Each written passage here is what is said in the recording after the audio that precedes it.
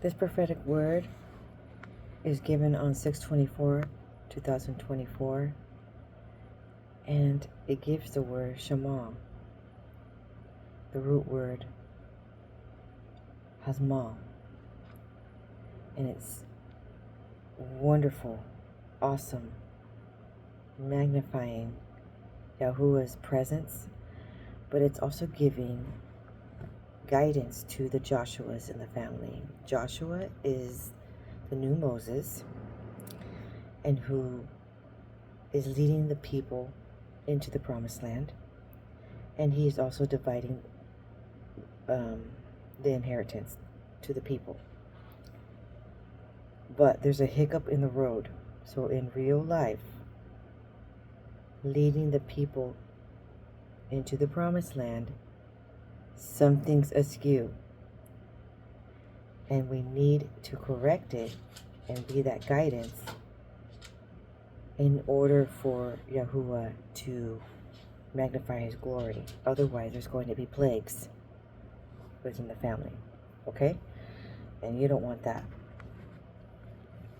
So, Yahuwah brought it to my attention that he understands my worries and my complaints, and he gave some answers to what felt like non-breakthrough. He wants to explain why there could be no breakthrough with certain family members.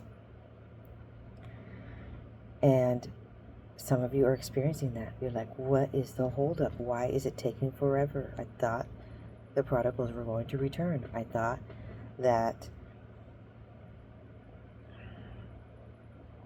entering the promised land, everything was going to be wonderful and glorious. But it has been a lot of warfare, unnecessary warfare, I would say. So he gives the word Sobe sapah. So Sobe is a strong concordance of 5435, and it means a drink liqueur. It means a drink liqueur, and it gives some, and you say it's Sobe, and it gives a scripture of Isaiah 1:22. Thy silver is become dross, thy wine mixed with water. The Geneva Study Bible commentary says, thy silver is become dross, thy wine mixed with water. Whatever was pure in you before is now corrupt, though you have an outward show. So, basically what it's stating is weak and worthless. When the wine is mixed with water, it becomes a weak wine. And when the silver is become dross, that means when they start polishing the silver or refining it, there's a bit of a remnant of debris, that part of the metal that is separated from the precious metal, and the dross is the debris metal that is worthless. So it's a serious word here. We do not want to look that way. Hosea 4 in Yahuwah's eyes. Hosea 4:18. Their drink is sour. They have committed whoredom continually. Her rulers with shame do love give ye. Matthew Henry Concise Commentary says, for that verse, Hosea 4:18, the people consulted images and not the divine word. This would lead to disorder and sin. Thus men prepare scourges for themselves, and vice is spread through a people. Let not Judah come near the idolatrous worship of Israel. For Israel was devoted to idols, and must now be let alone, when sinners cast off the easy yoke of Christ, of Yahusha. They go on and sin till the Yahuwah saith, let them alone. Then they receive no more warnings, feel no more convictions. Satan takes full possession of them, and they ripen for destruction. It is a sad and sore judgment for any man to be let alone in sin. Those who are not disturbed in their sin will be destroyed for their sin. May we be kept from this awful state, for the wrath of Elohim, like a strong tempest, will soon hurry impenitent sinners into ruin. So maybe one was on track for a good while, but then all of a sudden, with the struggles and the tumultuous tests going through life, one decided to be bitter and or enraged, and it gave full vent to hatred on those that kept pursuing and just letting those problems transform your character. Okay, it could be anything. And then, I mean, it's talking about drink. It's not talking about it's going to make everybody be drunk. It's not talking about only the people that drink. It's talking about, he gives analogy of we are like fine wine. But this one's not saying fine wine. This one's saying wine mixed with water. That's actually a nasty tasting wine. Okay, that's not great.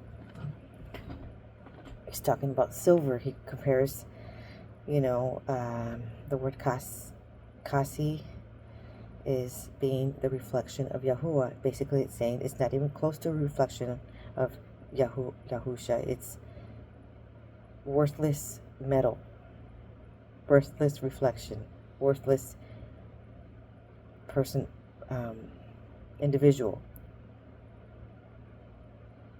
And it's all of the non-fruits of the Spirit that one is then diving in and comfortable with sin. They don't get bothered by cussing. They don't get bothered by exploding. They don't get bothered by being violent or etc. Cheating or on their spouse or their partner, stealing. It's all the same. Well, I'm having idols, so they can play video games all day long and not feel any pull to seek Yahuwah. It's all the same. Let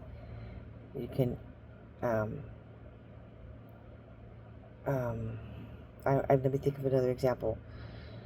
It's all the same to get drunk. It's all the same to engross oneself in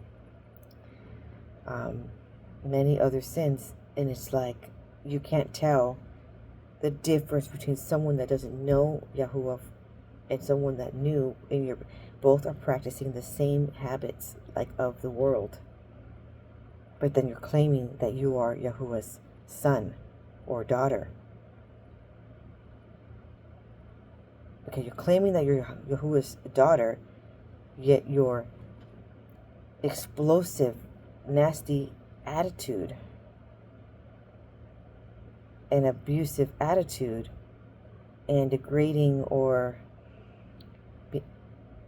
blaming others for your misfortunes and not taking responsibility. You know what I mean?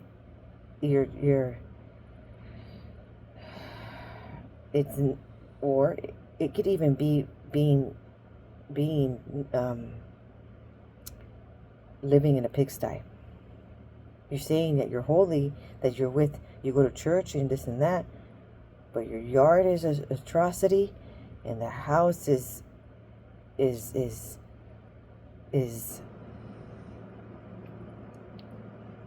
pigsty. And just living in that filth and just living in that extreme negative self-talk and negative talk to others, speaking down, cursing family, cussing and cursing, selfishness, conceitedness, living in that jealousy, living in that envy, living in that judgment, in the Pharisee type of personality. You know what I'm saying? And it's not all the same. You think, oh, I'm righteous though. That's not close to righteousness. So right here what it's saying is The people consulted images, not the divine word. Okay. It is sad and sore judgment for any man to be let alone in sin. You do not want to get to that stage where then nobody is giving you any insight or any advice or any wisdom, because they were given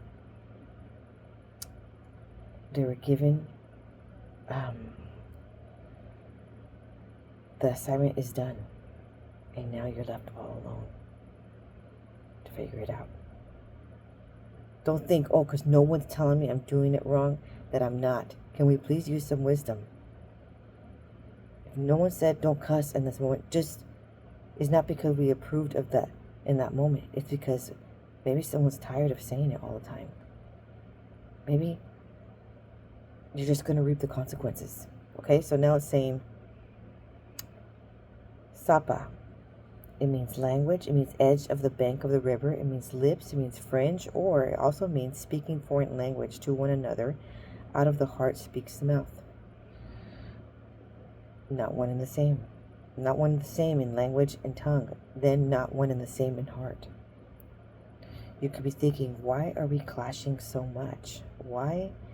It could be with coworkers. It could be with siblings. It could be with spouses. It could be with parents or what, etc. Okay? Why is it always a clash? Because one, you're thinking, they're not hearing the words that I'm saying. They don't understand it. It's like they're transposing it. And I'm trying to give real wisdom, and they're just not seeing the point of it. And the thing is, you're not speaking the same language because they don't have the same heart as you. They don't have the same fruits of the Spirit as you. They don't have the same. You're not one and the same. You're not in unison. So of the flock is Yahusha's righteous ones. Not of the flock is non-righteous and wicked. So sapah. So in Lashon means tongue, mouth, speech. The Phoenician and the Arabic means lishanu. The Akkadian word for mouth, speech, tongue is leshanu. Okay, so it states here, it says Genesis 10:5. By these were the isles of the Gentiles divided in their lands, every one after his tongue, after their families and their nations. The basic meaning of lashon is tongue, which as an organ of the body refers to humans and animals. The extended meaning of the word as the organ of speech occurs more frequently. A person may be heavy or slow of tongue or have a stammering tongue. Exodus 4:10. Or he may be fluent and clear.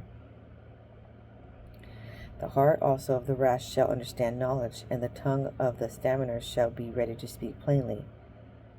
Isaiah 32:4. And see the description of the tongue in the Psalms 45:1. My heart is inditing a good matter. I speak of the things which I have made touching the king. My tongue is the pen of a ready writer. The word is often better translated as speech because of the negative and positive associations of lashon. Especially in the wisdom literature, and the manner of one's speech is considered to be the external expression of the character of the speaker.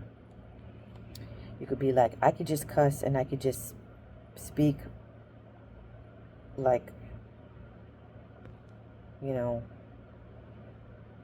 a lot of slang and trashy, and people will respect me all the same. And you see me as holy and mature because it doesn't matter how I speak. It really does matter how you speak.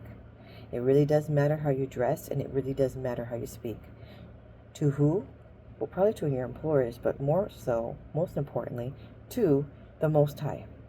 It really does matter. And it really does matter if your house is clean.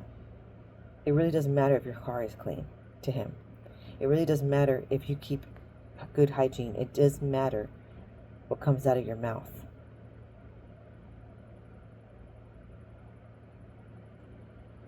Not only how the people treat you on earth, but it is in heaven, how he treats you.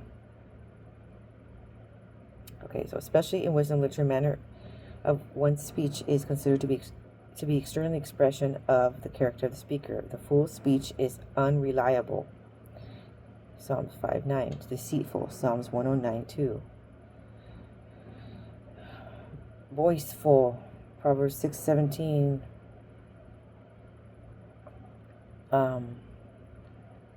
And Psalms 140:11. That's for boastful. Flattering. Proverbs 26:28. Slanderous. Psalms 15:3. And subversive. Proverbs 10:31. I want you to read those, okay? So write them down. While the tongue may be as sharp as a sword, Psalms 57:4, it is a means of giving life to the righteous and death to the wicked. Death and life are in the power of the tongue, and they that love it shall eat the fruit thereof. Proverbs 18:21, 21:23, and 25:15. So, speak of divine inspiration as the Lord's enabling them to speak. The Spirit of Yahuwah spake by me, and his word was in my tongue. So if we can say that the Holy One can be in your tongue, how in the world are we still cussing? If we are the temple, are we still slandering? If we're still speaking negative about the day and about the problem and how it's not going to change. And then it's also saying here that the Spirit of Yahuwah can be within you and live in you and then speak through you. It can't be one and the same. It doesn't make sense. So you have to choose. You have to bite your tongue, metaphorically speaking.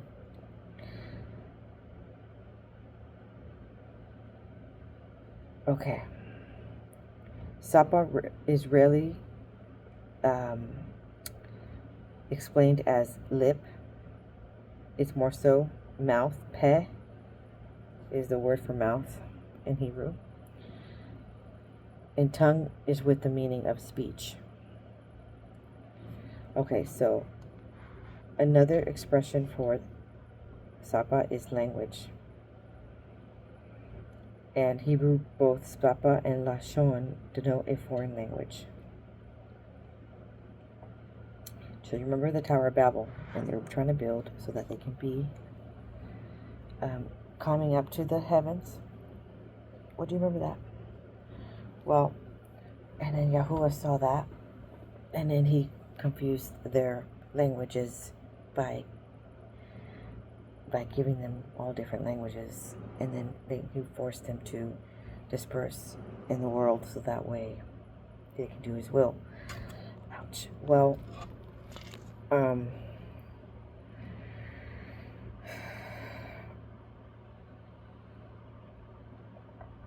Isaiah 33:19, thou shalt not see a fierce people, a people of a deeper speech than thou canst perceive, of stammering tongue, that thou cannot not understand.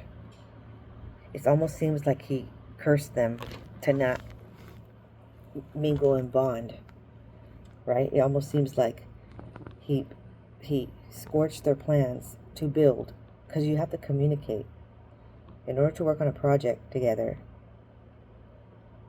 you have to communicate. And if you can't communicate, then you can't build. You can't build a home together. You can't build a tower together. So, lashon also refers to objects that are shaped in the form of a tongue. Most important is the tongue of fire, which even takes the character of eating or devouring. Therefore, as the tongues of fire devoured the stubble, the flames consumeth the chaff. Isaiah 5:24.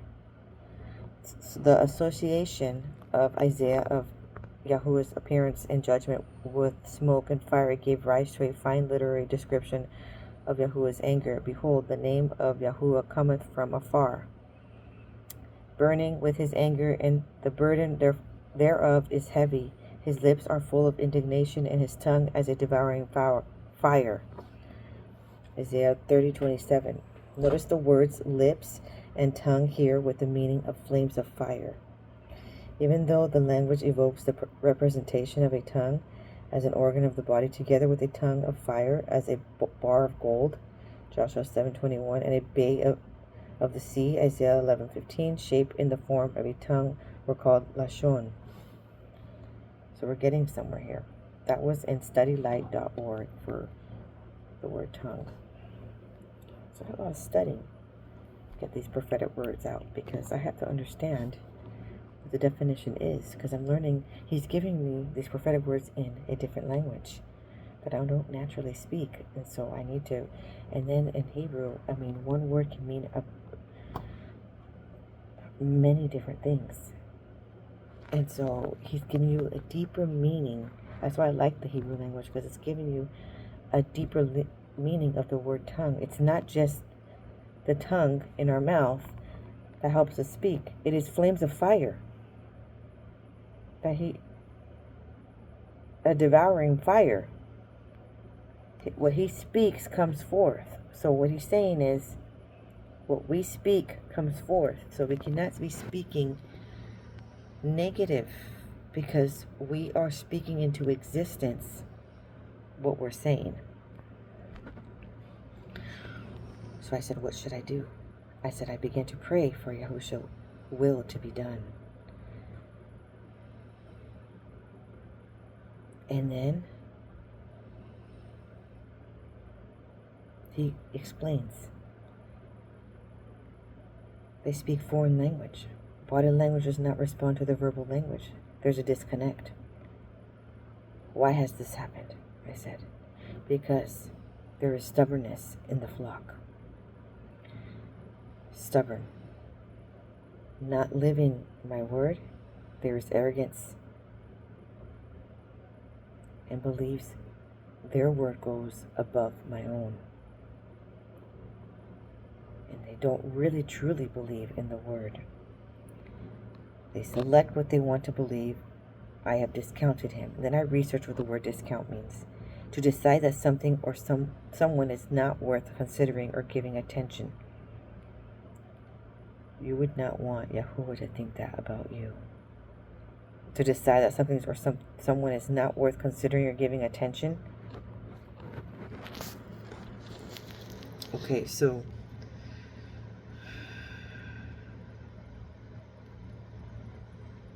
this, I asked, what is going to happen to these people that have this type of stubborn temperament? And I was just kind of confused here. Like, it says he speaks foreign language. These individuals speak foreign language. And that's why there's a clash. And I'm like, is it he's choosing to speak foreign language? Are these individuals choosing? Or did Yahushua purposely had them speak foreign language as a test for character building? Or is it their own neglective, disobedient behavior, living of the world, caused them to speak foreign language? See, there's a question there. Because there is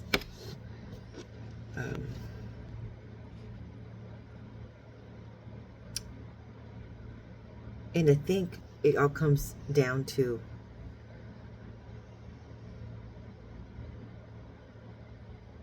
you could cause yourself to disconnect with your own family, with your own friends.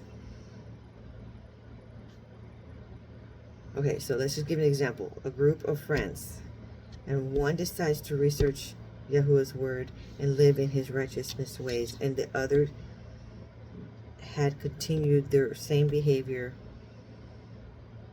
It comes, and let's say they're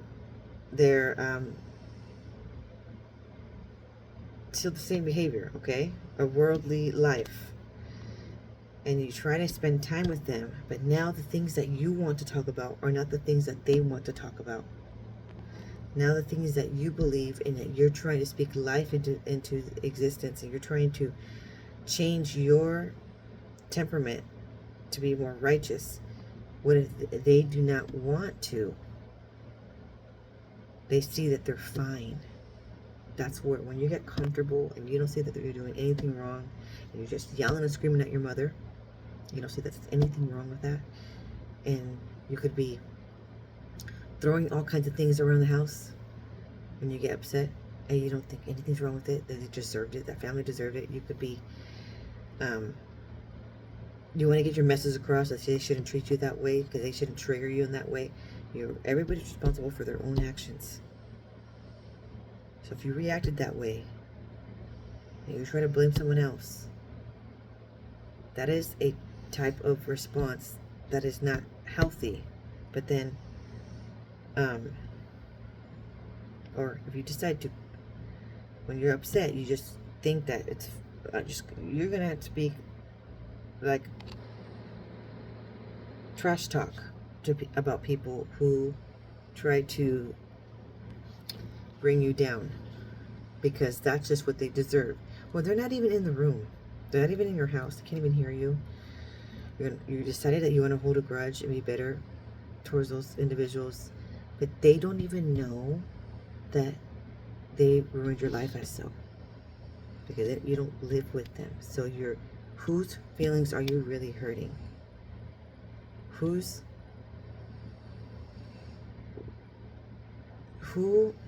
is really getting damaged here and wasted their energy and time? Is only yourself. And then you're also not forgiven of your sins if you didn't forgive them. And when you forgive them, it doesn't mean you let them back in. It just means you are living in holiness, and it means that you are free from that heavy burden, that yoke. Okay? So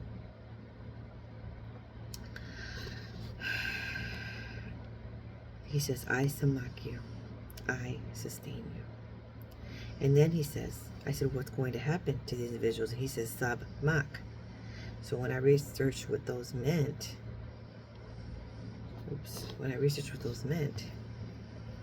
lost my spot here. Okay.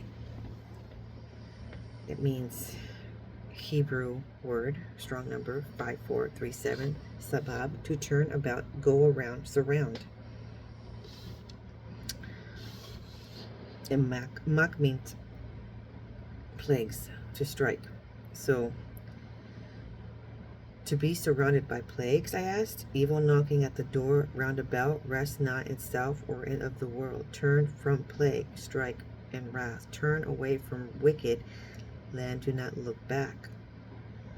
Or going to destroy the land with mak, blow, strike, plagues. So those are some notes that I took. Some verses that go along with sabab is Genesis 19:4, which says, but before they lay down, the men of the city, even the men of Sodom, compassed the house round, both young and old, all the people from every quarter. And Matthew Henry's concise commentary of that is, Lot was good, but there were not one more of the same character in the city. All the people of Sodom were very wicked and vile. Care was therefore taken for saving Lot and his family. Lot lingered, he trifled. Thus, many who are under convictions about their spiritual state and the necessity of a change defer that needful work. Sometimes one knows that one is in the wrong, but hasn't really pushed through for that transformation change, hasn't really worked that hard to do it. I think that's what it's explaining here. And then it continues, the salvation of the most righteous men is of God's mercy, not by their own merit. We are saved by grace. Yahuwah's power also must be acknowledged in bringing souls out of a sinful state. If Yahuwah had not been merciful to us, our lingering had been our ruin. So it says, don't linger. Change is now, literally, because judgment is literally at the door. Lot must flee for his life. Like, to that level is what he's explaining here. For those that are on the fence and don't want to do a full transformation change and be holy, they feel like they can do double dip. This is not the time to double dip anymore. He's giving the explanation of Sodom and Gomorrah. This is not the time to double dip anymore. He must not hanker after Sodom. Like, don't miss of the world, the things of the world. Don't long for those things. Such commands as these are given to those who, through grace, are delivered out of a sinful state and condition. That means there's still redemption here. There's still a chance to be saved from those hindering plagues, if he's giving this warning. Return not to sin and Satan. Rest not in self and the world. Reach toward Yahusha and heaven, for that is escaping to the mountain, short of which we must not stop. Concerning this destruction, observe that it is a revelation of the wrath of Yahuwah against sin and sinners of all ages. Did you see that? Of all ages. Not even little kids are free from this judgment that's coming. That's around the corner. That's right at the door. Let us learn from hence the evil of sin and its hurtful nature. It leads to ruin. Joshua 7:9. Pardon your servant Yahuwah. What can I say now that Israel has been rotted by its enemies? The Canaanites and the other people of the country will hear about this, and they will surround us, and they will wipe out our name from the earth. What then will you do for your own great name? The Yahuwah said to Joshua, stand up. What are you doing down on your face? He's giving you a hint right now of what you should do for your family members who have just been on the fence, double dipping in a worldly life and in trying to learn his word but not taking it all the way seriously. This is what he's saying. Joshua, stand up. What are you doing down on your face? Israel has sinned. They have violated my covenant, which I commanded them to keep. They have taken some of the devoted things they have stolen. Oh, because the story goes that when they took over a certain land, they were not to take any of the items that were in people's houses because they're tainted. They're evil. He sees them as grotesque, okay? Even if it's just like a garment or some gold, don't take things of other people that were evil because it's tainted and cursed, okay? Even I have learned that we should not be sharing clothes with one another, because, for example, even witches, they use clothes that one has already had their body odor, and their sweat, if they have sweat a little bit on the shirt, and they use that, and they put curses on people with other people's items. Okay, but besides that, let's just not say it's not even about witchcraft. It's about people's, it's like a personal item. It's people's or stuff is tainted on there. You have to like wash it and pray for it. And also, it's just sometimes best not to even wear the clothes, because that personality of that person could be taking over on you when you put that on. Okay, but he's talking about idol type items that we, one of us, has taken and has idolized it and or has hidden it and has been in a violation of his covenant. Okay, so he's telling you literally, this is what you do.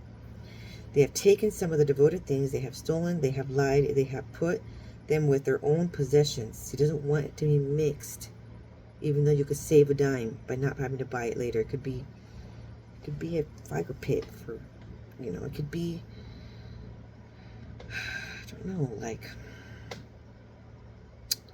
a dresser even, some rings, but it came from a family or place that was stolen, that he specifically says do not take anything with, because they're cursed already. Okay,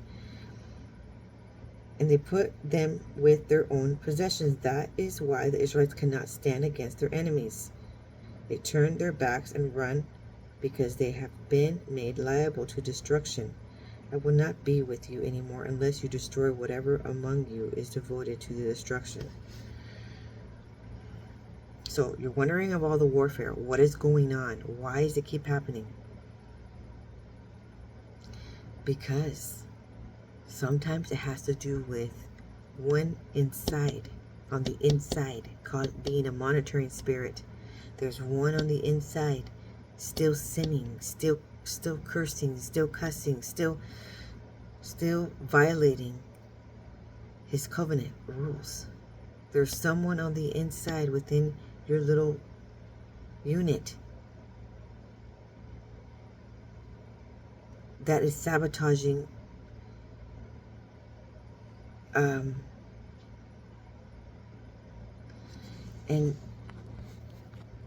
I mean, you're like, what in the world? How is this history repeating itself? Well,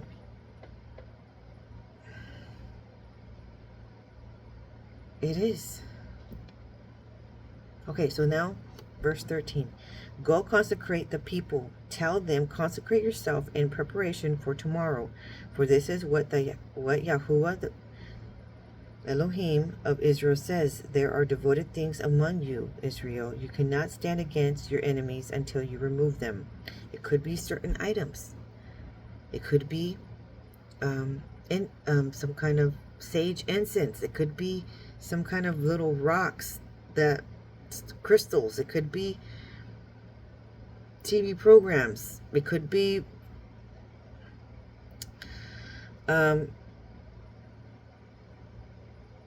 liquor. It could be something that one is taking it too far and like getting drunk on that level, and not just, because he has these rules against getting drunk.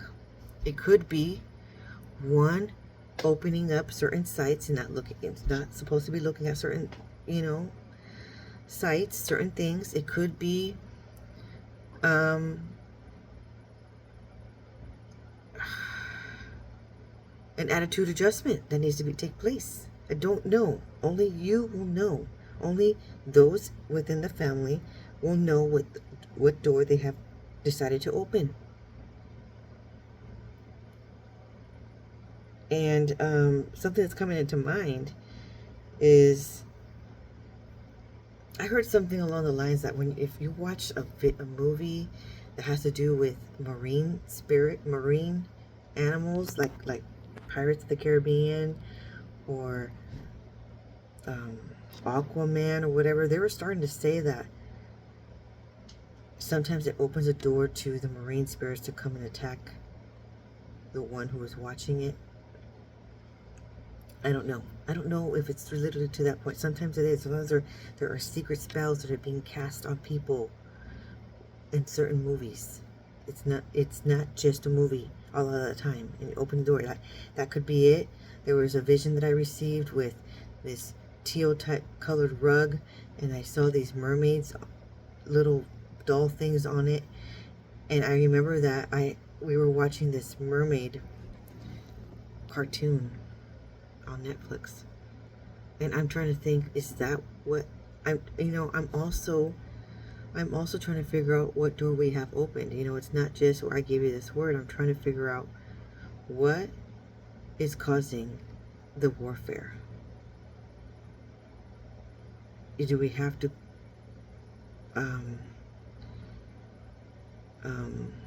consecrate? So you consecrate by anointing yourself and your family. You anoint your house in Yahushua's name, okay? But you also remove certain items. So if we bought even a cup, even you're going to pray. You're going to pray, and Yahushua's going to tell you what items, what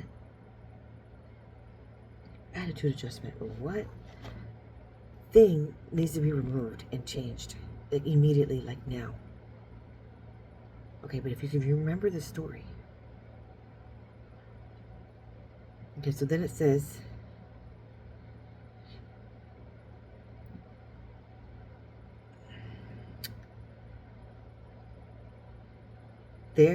there are devoted things among you, Israel. You cannot stand against your enemies until you remove them. It could be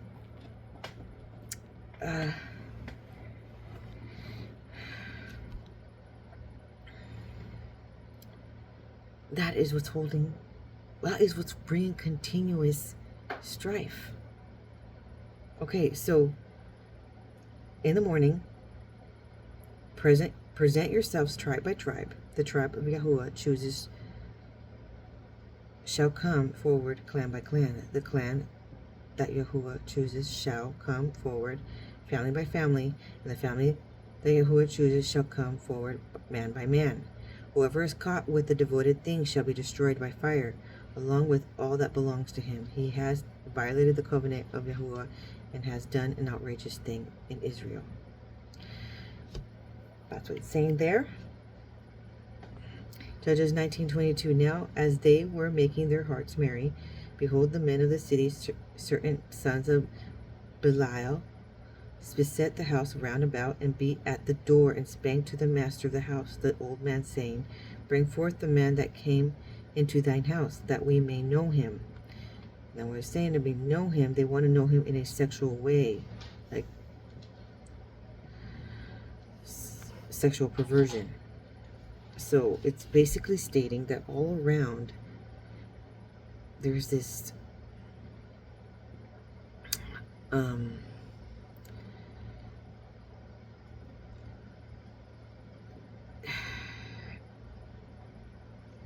a life, cities that are getting tainted with sexual perversion, that we must not be of this world. Okay, so sabab, to turn about, go around, surround, that's what it means, remember? Turn about, often as primarily to something else. 1 Samuel 15:12 and 27. 1 Samuel 15:12. And when Samuel rose early to meet Saul in the morning, it was told Samuel, saying, Saul, come to Carmel, and behold, he set him up a place, and is gone about, and passed on, and gone down to Gilgal. So that means, in the Henry Concise Commentary, which I'm giving you several examples of what these definitions mean, so that we can relate them to our lives and get some breakthrough. Repentance in Yahuwah is not a change of mind, as it is in us, but a change of method. The change was in Saul. He is turned back from following me. Hereby he made Yahuwah his enemy. Samuel spent a whole night in pleading for Saul. The rejection of sinners is the grief of believers. Elohim delights not in their death, nor should we. Saul boasts to Samuel of his obedience. Thus sinners think, by justifying themselves to escape being judged, of Yahuwah. The noise the cattle made, like the rust of the silver, witnessed against him. That's in Jas 5:3. Many boast of obedience to the command of Elohim. But what means then their indulgence of the flesh, their love of the world, their angry and unkind spirit, and their neglect of holy duties? I mean, it could even be being unkind, being always wanting to be in a rebuttal, argumentative manner. Okay? It could be being heartless. It could be not being compassionate. That's what needs to be turned about. All right. See of what evil covetousness is the root, and see what is the sinfulness of sin. And notice that in it, which above anything else makes it evil in the sight of Yahuwah, it is disobedience. Thou didst not obey the voice of Yahuwah. Carnal, deceitful hearts, like Saul, think to excuse themselves from Yahuwah's commandments by what pleases themselves. It is hard to convince the children of disobedience, but humble, sincere, and consciousness obedience to the will of Elohim is more pleasing and acceptable to him than all the burnt offerings and sacrifice.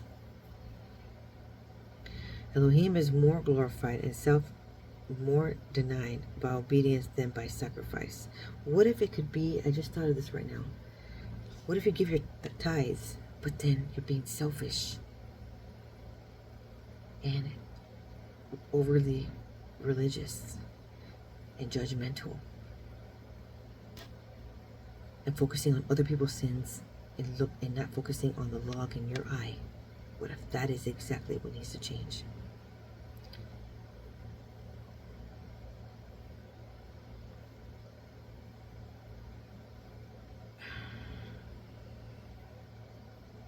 Yahuwah is more glorified and self more denied by obedience than by sacrifice. It is much more easier to bring a bullock or a lamb to be burned upon the altar than to bring every high thought into obedience to Yahuwah, to make our own will subject to his will.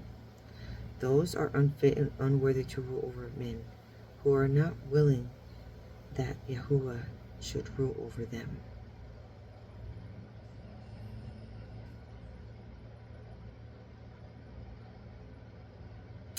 Mock, blow, stripe, beating, scorching, wound, slaughter, defeat, conquest, plague. Strong's H4347. Leviticus 26:21. And if ye walk contrary unto me, and will not hearken unto me, I will bring 7 times more plague upon you according to your sins. Numbers 11:33. And while the flesh was yet between their teeth, ere it was chewed, and the wrath of the Yahuwah was kindled against the people, and the Yahuwah smote the people with a very great plague. Deuteronomy 25:3. 40 stripes he may give him, and not exceed, lest if he should exceed and beat him above these with many stripes, then thy brother should seem vile unto thee.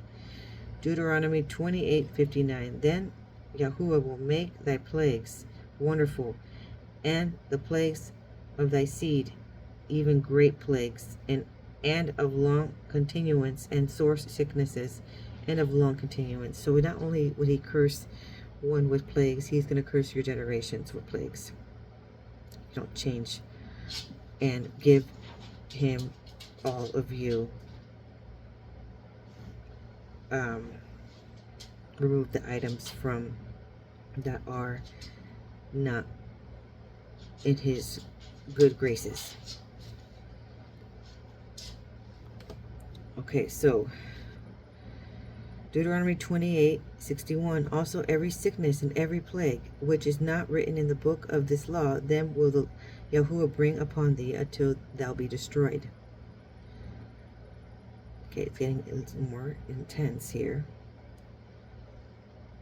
So then, Deuteronomy 29:22. So that the generation to come of your children that shall rise up after you, and the stranger that shall come from a far land shall say, when they see the plagues of that land and the sickness which Yahuwah hath laid upon it.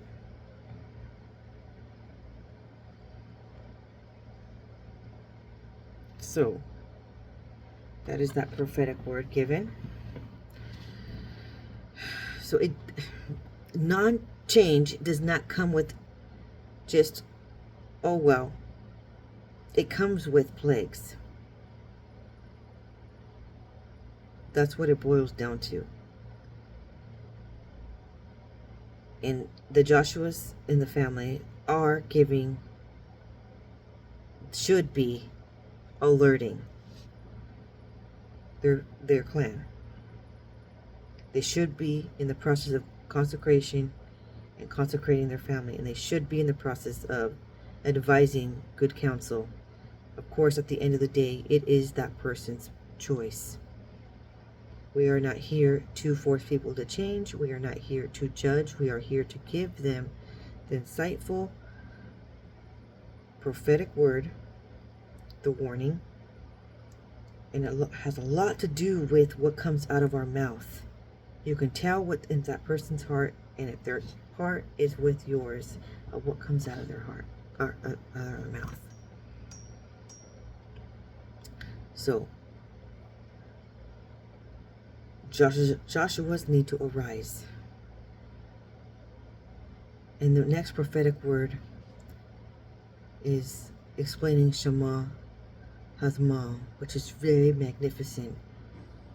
And you're going to want to hear that one. I'm going to put it in a separate video because this one was quite long. But it all needed to be said.